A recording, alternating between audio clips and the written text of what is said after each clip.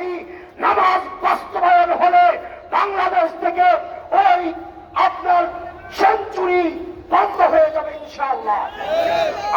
এই জন্য নামাজ বাস্তবায়ন কমিটি চায় বাংলাদেশের সংসদ থেকে রান্নাঘর পর্যন্ত যেন নামাজ কায়েম হয়, যাতে করে বাংলার পাড়ায় গ্রাম মহল্লায় চুরি বন্ধ হয়ে যায়, ডাকাতি বন্ধ হয়ে যায়, ধর্ষণ বন্ধ হয়ে যায়, খুন বন্ধ হয়ে যায়।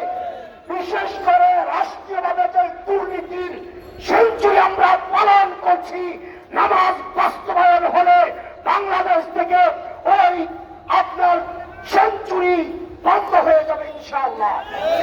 আমরা চাই বাংলাদেশের সংসদে নামাজ কায়েম হবে, নামাজ কায়েম হলে দুর্নীতি বাংলাদেশে আর থাকবে না। আজকে খতিব সাহেব বলেছেন, আল্লাহ যেন এমন লোককে ক্ষমতা দান করেন যার মধ্যে আল্লাহর ভয় আছে।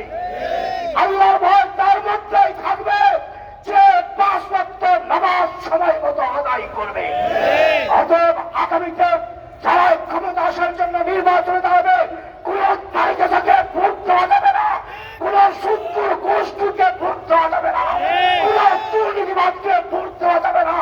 বাংলাদেশের সমস্ত ওলামায়ে-কেরাম, সমস্ত ইসলামী দলগুলো এক বাক্সে ভোট দেওয়ার জন্য চেষ্টা চালিয়ে যাচ্ছে।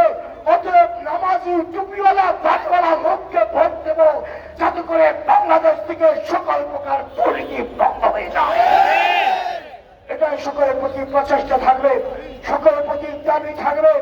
আমরা দাবি জানাবো, এই আওয়াজ যতজনের কানে পড়ছে, সকলে নামাজি ব্যক্তি ব্যতীত ভোট দেবেন না, কাউকে সবাইকে দেওয়ার জন্য উদ্বুদ্ধ করবেন ইনশাআল্লাহ।